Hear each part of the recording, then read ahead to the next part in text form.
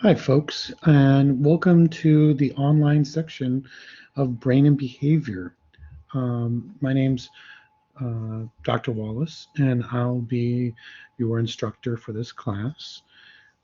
We'll be using Coleman Wishaw, an Introduction to Brain and Behavior, 5th edition, from Worth Publisher. Here is a picture here of the front of the textbook.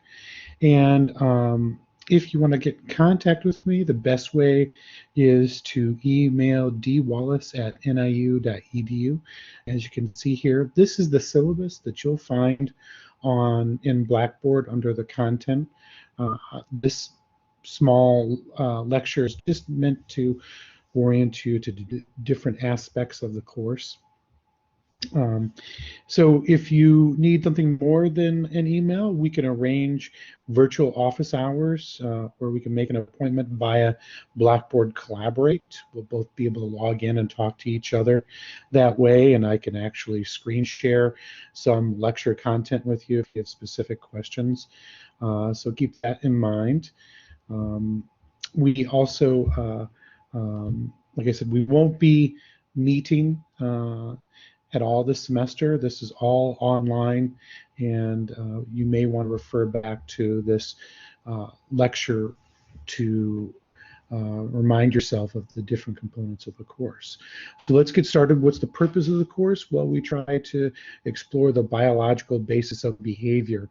So students will first learn about the fundamental elements of the central nervous system and their function. We're going to start very early on in the talk about the evolution of brain and behavior, then we'll progressively go into more complex systems, trying to integrate these simple elements into describing or explaining how behavior emerges from that neural basis of behavior.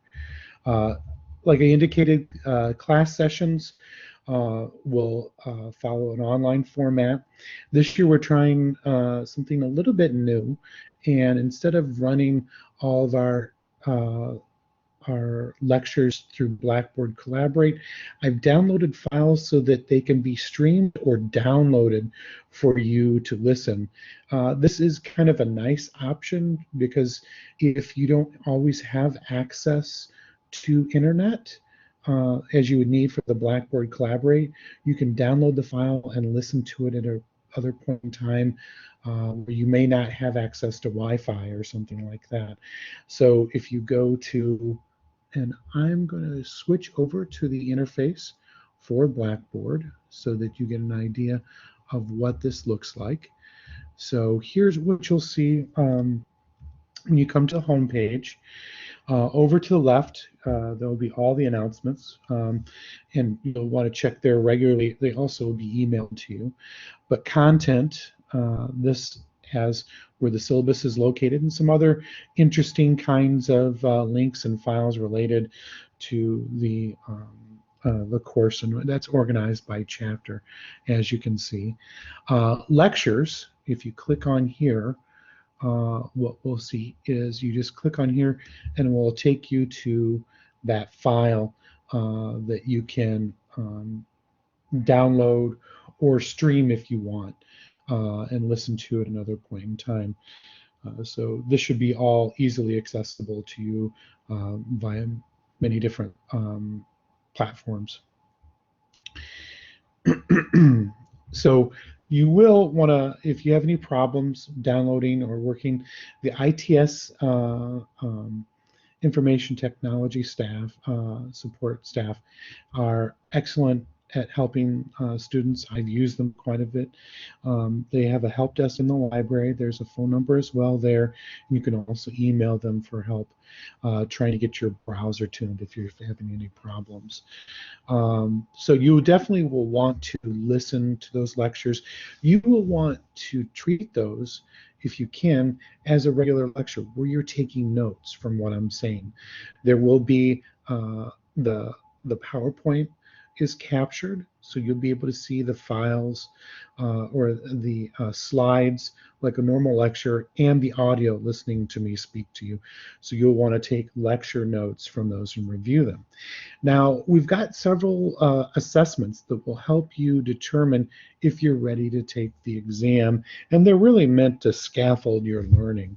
The first one is lecture quizzes, and these are online, again, administered through Blackboard. So if you click here, right underneath lectures, you have lecture quizzes. And we have an intro one, which basically has me asking you why you're taking the class and some of your interests there, to give you a feeling for how they go. These are going to be short answer little mini essays that you'll be writing. And what happens is within each one, there'll be anywhere from 1 to maybe 6 short answer questions. You will have 10 minutes to answer only one of those. And I want to make sure it's clear.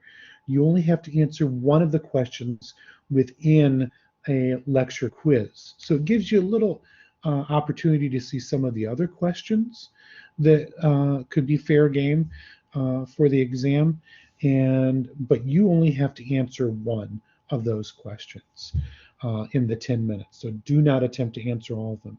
I will only be able to grade the first one. Some people even saying that they will attempt multiple. I can only grade the first one I come to. So it's always in your best interest just to answer one of those questions and spend your time writing on that. Once the time has elapsed, the quiz will automatically be submitted. And again, we're trying to prepare you for the types of questions that you'll see on the exam. And you want to treat these online lectures and lecture quizzes as you would a class. You don't want to binge watch or binge taking the lecture quizzes right before the due date. If you can distribute them across time, your learning will be much better served than trying to wait to the end before each one of these are due. So each lecture quiz will be worth 5 points, and your lowest lecture quiz will be dropped.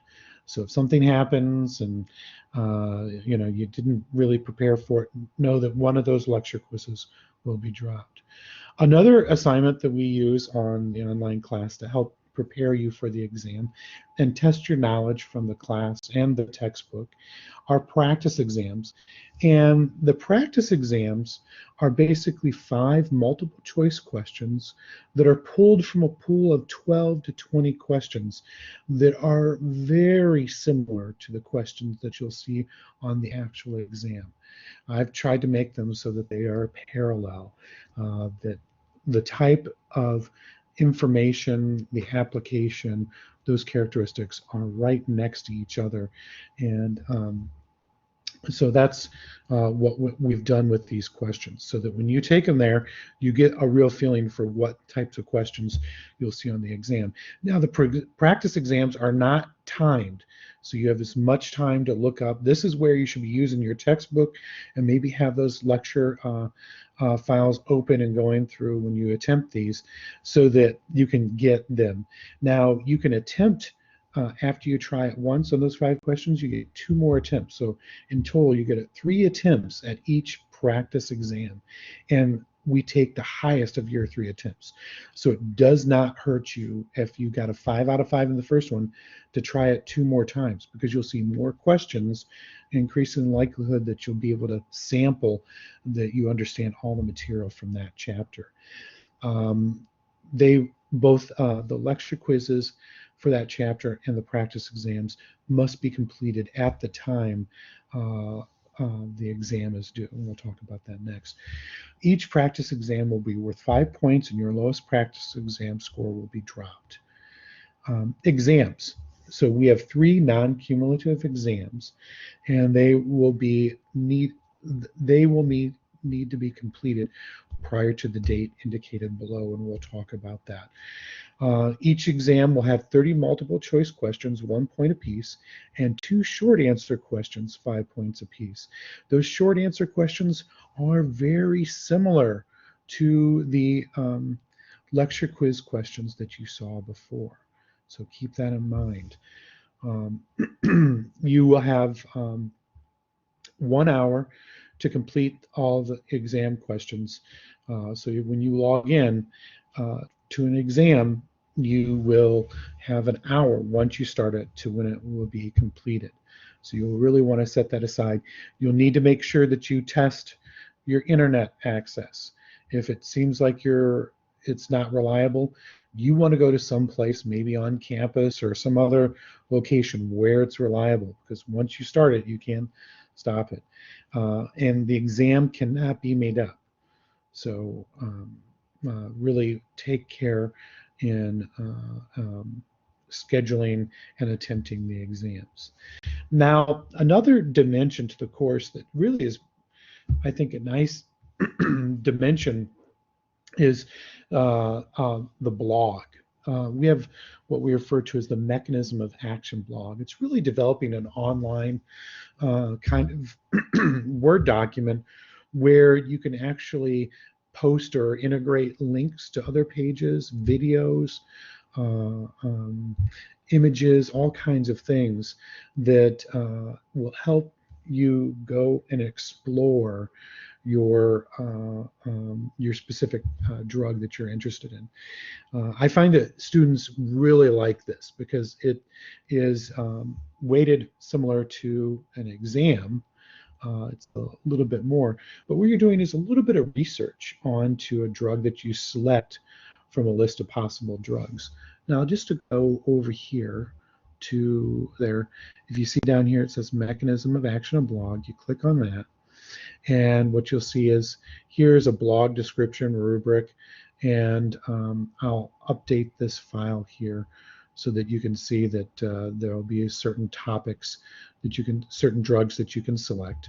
So you will be able to select a drug. Once you select that drug, it's a first come, first serve basis. Email me the drug that you select, and then your name will be associated with that drug, and no one else can do it. What you'll want to describe in your blog, which is basically an online Word file, like I said, that can integrate many different types of media, a link to a YouTube video, or you could post your own video. It could be an image and some text. You need to describe the mechanism of action. How does the drug impact the central nervous system? How does it influence behavior? And you'll want to describe the results of an experiment investigating the drug. That's where you're going to have to get a peer-reviewed article, and we do have links in there for that. If you look underneath there, you need to provide references in APA format for your cited work. A description of this project, rubric, and due dates can be found in Blackboard under the mechanism of action blog link. So again, you'll want to look in there, see what it looks like, email me if you have questions. And then if there's any plagiarizing or cheating, we will have to apply the Northern Illinois University policy in that regard. So you really want to make sure you're doing your own work and you're not copying someone else's work. Final grades will be based on 3 exams. So we have 20% for each exam, and lecture quizzes are worth 15% of your grade, and practice exams are worth 15% of your grade, and the mechanism of action blog is worth 10% of your grade. And the grades, we grade on a straight scale, so there's no plus minus. So A is 100 to 90, B is 89 to 80, C is 79 to 70, D is 69 to 60, and anything below is 60, or 59 below is an F. Now, I will be posting a file online that helps you track your grade as we get further into the semester. So keep that in mind. The course is broken down into 3 units, so we have 3 non-cumulative exams. The first exam is due, and also the lecture quizzes and practice exams are due February 20th.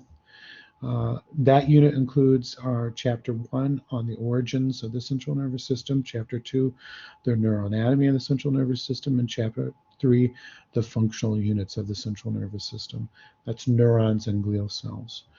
Our second unit is due on March 31st, and that's going to include neural communication.